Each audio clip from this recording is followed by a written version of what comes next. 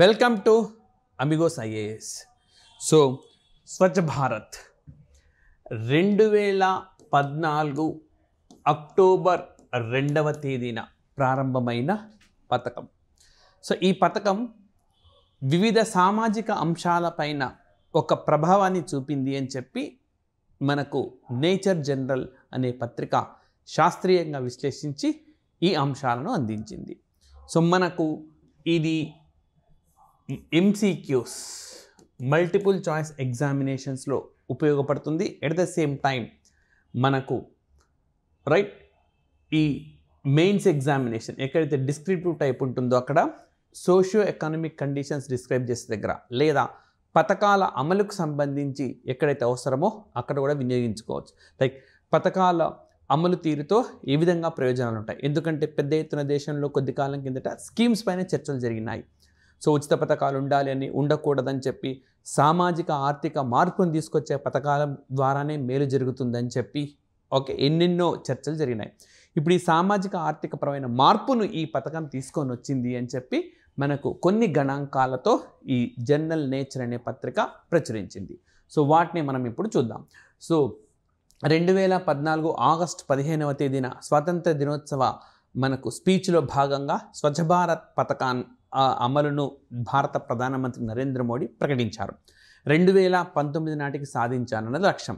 So అదే సంవత్సరం ఎంచుకోవడానికి కారణం ఏంటంటే 2019కి మహాత్మా గాంధీ గారు జన్మించి 150 సంవత్సరాలు పూర్తవుతున్న నేపథ్యంలో ఆ సంవత్సరాన్ని. అయితే స్వచ్ఛ భారత్ మిషన్ 2ను ఆ తర్వాత 2019లో ప్రారంభించారు. మరి అసలు ఈ అంశంలోకి గాన మనం వెళ్తే according to journal Nature Swachh Bharat missions ఇదే నేరుగా రాయాల్సి ఉంటుంది. ఈవెన్ ఇంట్రడక్షన్లో కూడా మీరు వినియోగించుకోవచ్చు. Providing dignity and security to women and girls. So మహిళలు బాలికలకు ఒక హుందాతనాన్ని ఈ పథకం తీసుకొని వచ్చింది అని చెప్పి, అంటే వారి గౌరవాన్ని కూడా ఇది కాపాడింది అని చెప్పి మనకు ఈ పత్రిక స్పష్టంగా పేర్కొంది. అంటే ఏ విధంగా అంటే ఓపెన్ డిఫెకేషన్ అంటే బహిరంగ మల విసర్జన లేకుండా ఈ పథకం అనేది చేసింది. సో దీని ద్వారా వారి గౌరవం కాపాడి, ఎట్ ద సేమ్ టైం 60,000 నుంచి 70,000 మంది చిన్నారులు, అంటే 1 year లోపు ఉండే 1 year లోపే కొంతమంది చిన్నారులు దురదృష్టవశాత్తు చనిపోతూ ఉంటారు. అండ్ చిల్డ్రన్ 5 ఏళ్ల లోపు చిన్నారులు వివిధ ఆరోగ్య కారణాలు కావచ్చు, ఏవైనా కావచ్చు, మృతి చెందుతూ ఉంటారు. 60 నుంచి 70,000 మంది చిన్నారులు లేదా 5 ఏళ్ల లోపు పిల్లలు వీరు ఈ పథకం అమలు కాకుండా ఉంటే వీరి భవిష్యత్తు ప్రశ్నార్థకంగా ఉండింది. వీరు ఇప్పటికీ జీవిస్తున్నంటే కారణం ఈ పథకమే. సో ఈ విధంగా అంటే శిశు మరణాల రేటు, బాలల మరణాల రేటు ఈ పథకం అమలు ద్వారా తగ్గింది అని చెప్పి మనకు ఈ అధ్యయనం పేర్కొంటుంది. ఎట్ ద సేమ్ టైం ప్రపంచ ఆరోగ్య సంస్థ ఇచ్చిన ఒక నివేదికను కూడా ఉటంకించింది. సో ఏమని చెప్తుంది ప్రపంచ ఆరోగ్య సంస్థ? More than 3 lakhs fewer diarrhoeal deaths were reported in 2019 compared to 2014 due to improved sanitation. 2014తో పోలిస్తే 2019లో మనకు పారిశుద్ధ్యం అనేది మెరుగైంది. ఈ పథకం అమలు ద్వారా 2014తో పోలిస్తే 2019లో మెరుగైన పారిశుద్ధ్యం మూలంగా 3 లక్షల మేర ఈ డయేరియాతో మృతులు ఏవైతే ఉంటాయో అవి తక్కువగా ఉన్నాయి. 3 లక్షల మేర అంటే ఫర్ ఎగ్జాంపుల్ అప్పుడు X మృతులు ఉన్నాయనుకోండి, X - 3 lakhs మృతులు. దేనివల్ల? డయేరియా మృతులు. సో రేపొద్దున మీకు పథకాల అమలు వల్ల ఏ విధంగా సామాజిక ఆర్థిక వ్యవస్థలో మార్పులు తీసుకురావచ్చు అని చెప్పి మనకు క్వశ్చన్ అడిగారనుకోండి. సో ఏమని చెప్తారా ఆన్సర్? మనం what answer we give you? Swachh Bharat అమలు వల్ల ఇంట్రొడక్షన్ బాలలు శిశు మరణాల రేటు తగ్గించవచ్చు. అదేవిధంగా డయేరియా మూలంగా జరిగే మృతులు దాదాపు 3 లక్షల మేర తగ్గిపోయినాయి. సో ఇది ఖచ్చితంగా సామాజిక ఆర్థిక వ్యవస్థలో వచ్చిన మార్పే. స్వచ్ఛ భారత్ అమలు వల్ల ఈ ఫలితాన్ని రాబట్టగలిగారు. ఈ విధంగా మనము రాయవచ్చు అన్నమాట. సో ఈ మనకు స్టడీస్ ఏవైతే ఉన్నాయో వీటిని కూడా ఉటంకించవచ్చు. అండ్ అదేవిధంగా ODF villages saved on average మనకు not only families in ODF village. ODF అంటే ఓపెన్ డిఫికేషన్ ఫ్రీ. సో ఎక్కడైతే బహిరంగ మల విసర్జన లేని గ్రామాలు ఉన్నాయో, సో అంటే ప్రతి ఇంట్లో టాయిలెట్స్ నిర్మించుకుంటే దాన్ని ఓడిఎఫ్ విలేజ్గా ప్రకటిస్తారు. అదేవిధంగా ప్రతి గ్రామంలో అండ్ ఆ గ్రామంలో ఏమైనా ఆఫీసులు ఉంటే ఆఫీసులలో కూడా టాయిలెట్స్ కన్స్ట్రక్ట్ చేసుకుంటే ఓడిఎఫ్ ప్లస్ అంటారు. అండ్ సీవరేజ్ ట్రీట్మెంట్ ప్లాంట్స్ వీటిని నిర్మిస్తే ఓడిఎఫ్ ప్లస్ ప్లస్ అని అంటారు. సో ఇవన్నీ స్వచ్ఛ భారత్లో తర్వాత కాలంలో వచ్చిన అనేక మార్పులు అన్నమాట. So ODF villages saved on average of INR 50,000 annually on health cost but also with better access sanitation. So ఇక్కడ చూడండి, ఓడిఎఫ్ ఎక్కడైతే విలేజెస్ సాధించినారో అక్కడ మనకు దాదాపుగా 50,000 సంవత్సరానికి 50,000 వ్యయం తగ్గిపోయింది. అంటే ఇవి లేని పక్షంలో అనారోగ్యానికి గురి కావడం, వైద్యులను సంప్రదించిన సమయంలో వాళ్ళు తాము ఏదైతే పని చేస్తారో ఆ వేతనం కోల్పోవడం, లేదా ఇక్కడ ఖర్చు కావడం. సో ఇవన్నీ కూడా మనకు ప్రతి గ్రామానికి మిగిలాయి అని చెప్తున్నారు. అదే కాకుండా 93% of women reported feeling safer at home. So ప్రస్తుతం దాదాపుగా 93% మంది మహిళలు ఇది ఒక సురక్షితమైన అంశంగా మాకుంది అని చెప్పి కూడా చెప్తున్నారు. సో ఇవన్నీ కూడా పేద సామాజిక వర్గాలకు, ఆర్థికంగా వెనుకబడిన వర్గాలకు ఉపయోగపడిన పథకంగా మనకు రిపోర్ట్స్ అన్నీ కూడా తెలియజేస్తున్నాయి. సో నేరుగా వీటిని మీరు ఉటంకించవచ్చు. Now over 117 million toilets have been constructed since 2014. Right. So దాదాపుగా 1.4 లక్షల కోట్లను వ్యయం చేసి 117 మిలియన్ల టాయిలెట్లను నిర్మించినారు దేశవ్యాప్తంగా. మరి ఓడిఎఫ్ పూర్తి స్థాయిలో ఓడిఎఫ్ ప్లస్గా ఎదిగిన రాష్ట్రాల్లో తెలంగాణ కూడా ఉన్నది. And results from the analysis suggest that for every 10 percentage point increase in district level access following SBM corresponds to reduction in district. So మీకు ఈజీగా చెప్తాను, మనకు ఈ ఏవైతే కన్స్ట్రక్షన్స్, టాయిలెట్ కన్స్ట్రక్షన్స్ 10% పెరుగుతాయి. అంటే 100 ఉన్నాయనుకోండి, 110కి వెళ్ళాయనుకోండి, అప్పుడు జిల్లా స్థాయిలో ఇన్ఫాంట్ మోర్టాలిటీ రేట్ అంటే శిశు మరణాల రేటు 0.9 మేర తగ్గిపోతుంది. అండ్ అదేవిధంగా అండర్ 5 మోర్టాలిటీ రేట్, 5 సంవత్సరాలలోపు బాలల మరణాల రేటు 1.1% పాయింట్ల మేర తగ్గిపోతుంది. సో 10% మేర టాయిలెట్లు అదనంగా అందుబాటులోకి వస్తే అటు శిశు మరణాల రేటు, బాలల మరణాల రేటు రెండు తగ్గుతుంది. ఏంటి డిఫరెన్స్ అని అంటే, 1 సంవత్సరంలోపు ఫస్ట్ బర్త్డే కూడా జరుపుకోకుండా చనిపోయేవాళ్ళు, 5th బర్త్డే కూడా జరుపుకోకుండా చనిపోయే వాళ్ళకి సంబంధించిన డేటా అన్నమాట ఇది.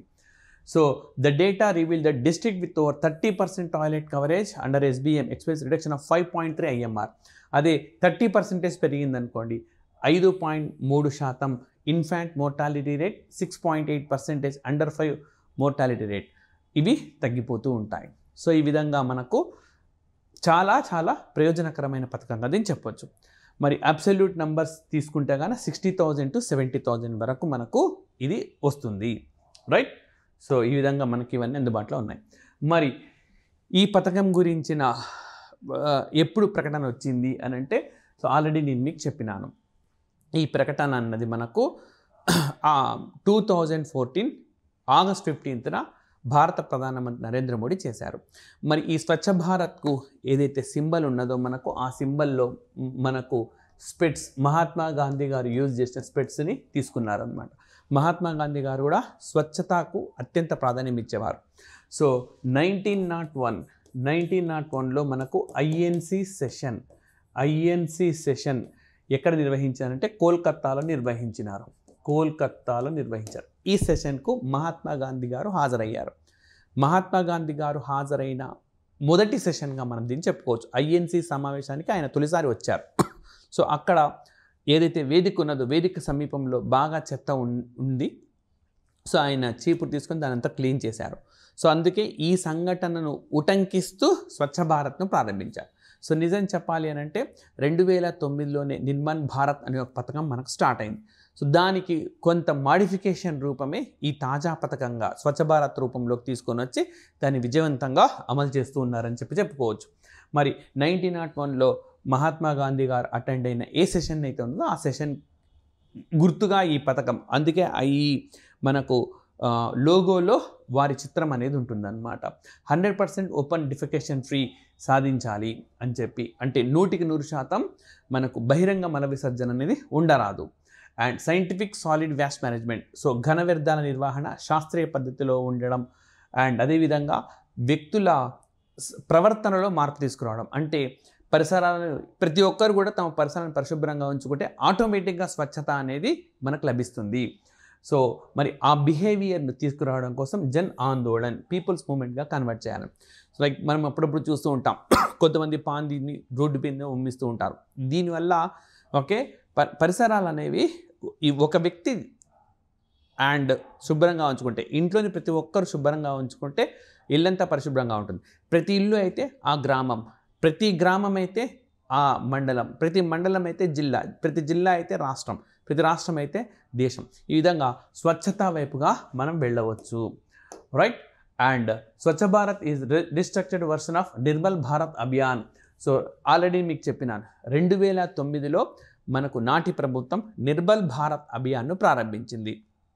దాన్ని కాస్త మార్పు చేస్తూ స్వచ్ఛ భారత్గా ప్రస్తుత ప్రభుత్వం దాన్ని అమలు చేస్తూ ఉన్నది. సో నిజానికి భారతదేశంలో ఈ పారిశుద్ధ్యం అన్న కార్యక్రమం మొదటి పథకం 1954లో ప్రారంభమైంది. So central rural sanitation programme, కేంద్ర గ్రామీణ పారిశుద్ధ్య కార్యక్రమం. సో యాక్చువల్గా మొట్టమొదటి పారిశుద్ధ్య కార్యక్రమం స్టార్ట్ అయింది ఇదే 1986లో మనకు కేంద్ర గ్రామీణ పారిశుద్ధ్య కార్యక్రమంగా ఉంది. అండ్ 1999లో దీన్ని టోటల్ శానిటేషన్ ప్రోగ్రామ్, సంపూర్ణ పారిశుద్ధ్య కార్యక్రమంగా అటల్ బిహారీ వాజ్పేయి నేతృత్వంలోని ప్రభుత్వం, 1986లో రాజీవ్ గాంధీ నేతృత్వంలోని ప్రభుత్వం, 1954లో జవహర్లాల్ నెహ్రూ నేతృత్వంలోని ప్రభుత్వం వీటికి శ్రీకారం చుట్టినాయి. సో తర్వాత మన్మోహన్ సింగ్ నేతృత్వంలోని ప్రభుత్వం 2009లో నిర్మల్ భారత్ అభియాన్ అని తీసుకొని వచ్చి 2012లో ఈ టాయిలెట్స్ కన్స్ట్రక్షన్ కూడా భాగంగా చేసింది, రైట్.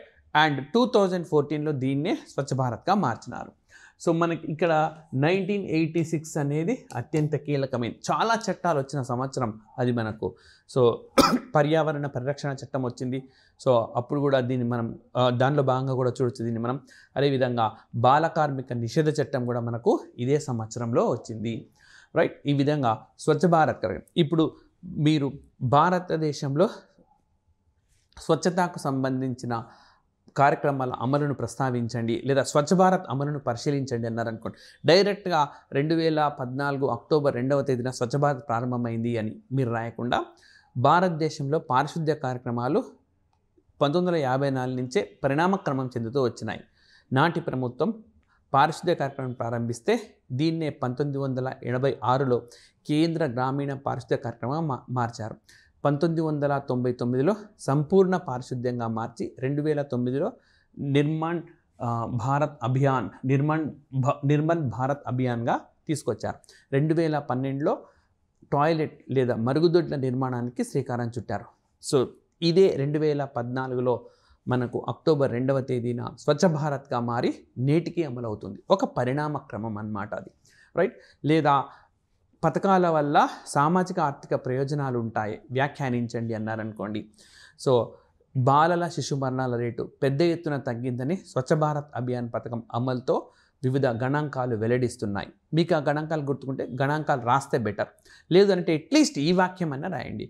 జర్నల్ నేచర్ పేర్కొంది. అదేవిధంగా ప్రపంచ ఆరోగ్య సంస్థ ఇచ్చిన నివేదిక ప్రకారం, మనకు ప్రపంచ ఆరోగ్య సంస్థ కూడా చెప్పింది కదా, ప్రపంచ ఆరోగ్య సంస్థ ఇచ్చిన నివేదిక ప్రకారము భారతదేశంలో డయేరియాతో మరణాలు 2019 నాటికి 3 లక్షల మేర తగ్గాయి. 2014తో పోల్చి ఈ గణాంకాలను ప్రపంచ ఆరోగ్య సంస్థ వెల్లడించింది. ఈ కారణం ఏంటంటే ఈ 5 సంవత్సరాలలో మనకు స్వచ్ఛతా కార్యక్రమం అమలు కావడం, దీని మూలంగా పారిశుద్ధ్యము, దీని మూలంగా డయేరియా కేసులు తగ్గిపోవడం అని చెప్పుకోవచ్చు అని చెప్పి రాస్తే సరిపోతుంది అన్నమాట. సో ఇది మనకు ఈ రోజుకు సంబంధించిన అంశం. మరొక ఇష్యూతో నెక్స్ట్ సెషన్లో కలుద్దాం. Thank you very much.